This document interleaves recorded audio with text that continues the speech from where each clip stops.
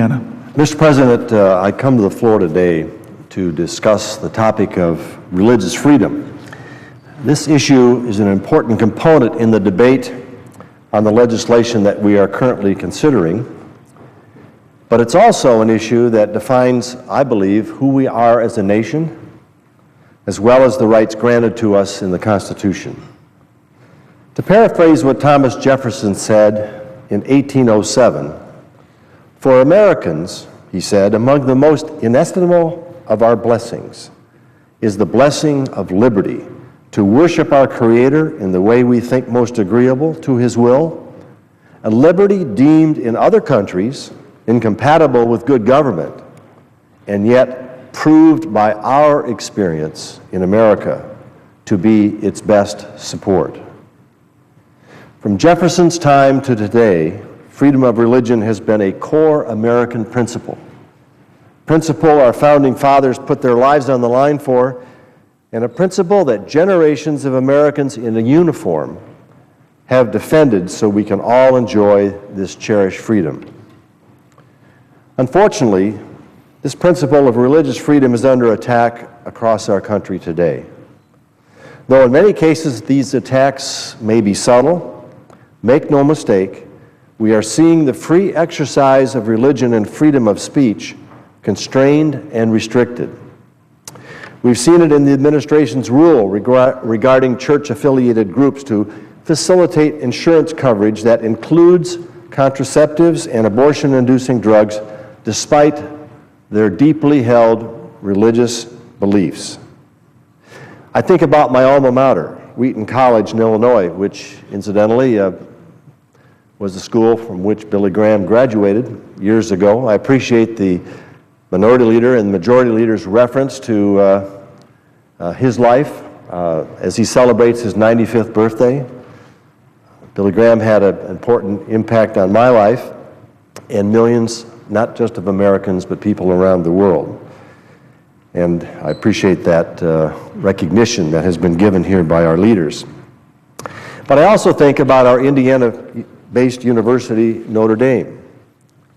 Despite conscious objections and the clearly outlined standards of the colleges and universities' community covenant at Wheaton and the values of University of Notre Dame, they have been told by the government that they are not considered religious institutions and must comply with the Health and Human Services mandate.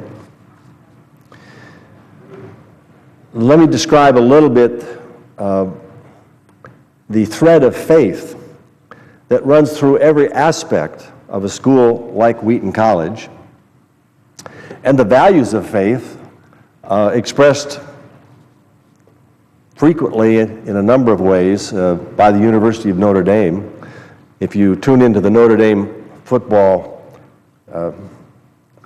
programs on Saturday afternoons, as I do every week or attend, you will see an ad by Father Jenkins, the president of Notre Dame, that talks about the component of and the element of faith that is essential to the beliefs of what the University of Notre Dame is trying to address through its education process, through its socialization process, through all, whether it's professors or students, administrators, groundkeepers, or others, that thread of faith that runs through the values of that university and through my alma mater. There's such a thing as, it's been described by a former president of Wheaton as umbrella universities, those that have a faith component, perhaps in a theological school or a religious program. And the thought is, well, certainly they can exercise their constitutional rights guaranteed by the First Amendment. But, what about the doorkeeper, or what about the receptionist at the administration building, or the coaches of the teams, or the professors?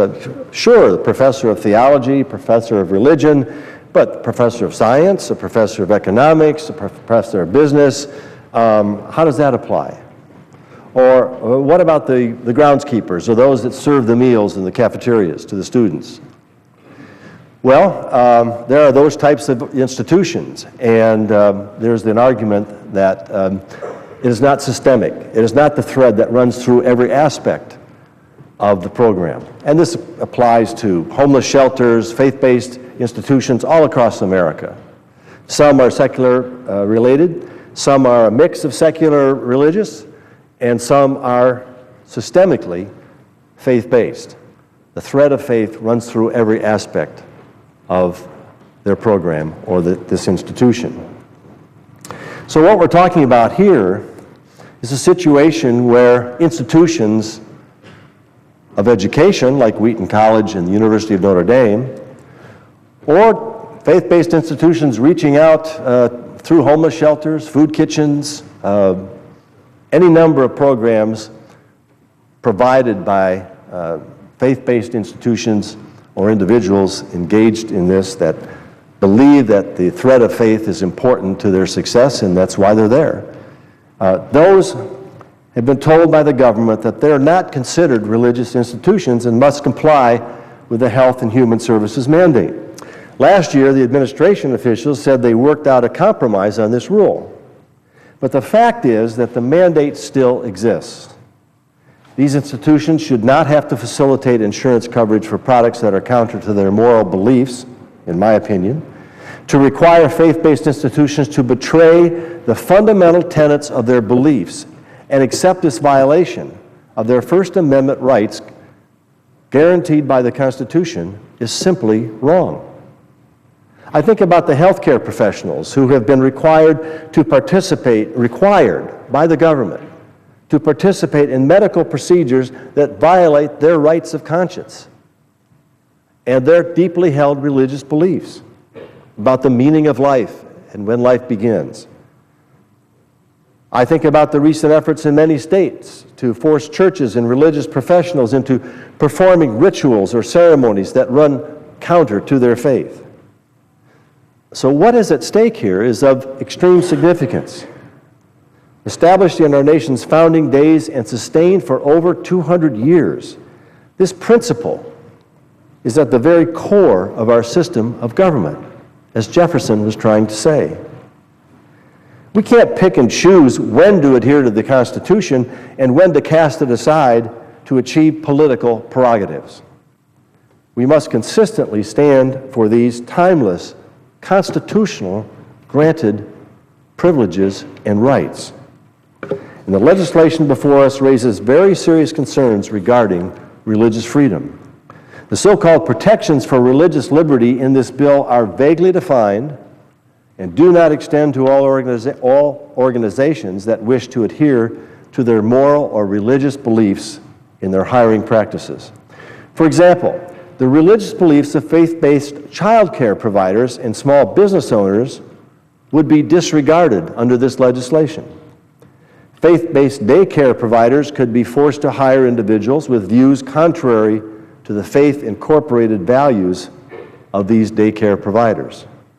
Do we really want to support policies that discriminate against an employer's religious beliefs and require employers to hire individuals who contradict their very most deeply held religious beliefs? This bill also would allow employers to be held liable for workplace environment complaints, opening the door for the silencing of employees who express their deeply held beliefs. This possibility runs counter to everything America stands for in the realm of free speech. Now, I know there have been some efforts, including amendments offered by my colleagues, Senator Toomey from Pennsylvania and Senator Portman from Ohio, to clarify the existing religious protections in this bill. Some members believe that these amendments go too far. I frankly believe they don't go far enough. However, they are at least a first step, and I will support these two measures, not to make a bad bill better, but to highlight the importance of the freedom of the religious principle involved in this legislation. Let me quote from Jay Sekulow, Chief Counsel for the American Center for Law and Justice. He wrote this: "A steadfast commitment to one's religious scruples was once lauded as a virtue. But in the current public discourse, religious objectors are often chastised as seeking special treatment that would impose their values on others. The apparent unpopularity of the expression of religious values through actions or words brings to mind Justice Oliver Wendell Holmes' observation, and I quote, "We should be eternally vigilant against attempts to check the expression of opinions that we loathe and believe to be fraught with death." And the Supreme Court's, let me repeat that. Justice Holmes said, "We should be eternally vigilant against attempts to check the expression of opinions, even if those opinions are things that we don't believe in." And the Supreme Court's most recent reminder that, quote, and I quote again, "The First Amendment protects expression, be it of the popular variety or not," Holmes said. It's an important thing for us to remember from a very respected Supreme Court judge. I oppose discrimination of any kind, and that includes discrimination, however, also of individuals or institutions for their faith and values, which often gets lost and has been lost in this discussion. So there's two types of discrimination here that we're dealing with. And one of those goes to a very fundamental right granted to every American through our Constitution, a cherished value of freedom of expression and religion. And I believe this bill violates that freedom and diminishes it. So I feel it's vital for this body to stand up for our country's long-standing right to the freedom of religion and speech. For these reasons, I am not able to support this current legislation, and I hope my colleagues would stand with me in protecting this religious freedom and oppose this legislation. Mr. President, with that, I yield the floor, and I note the absence of quorum.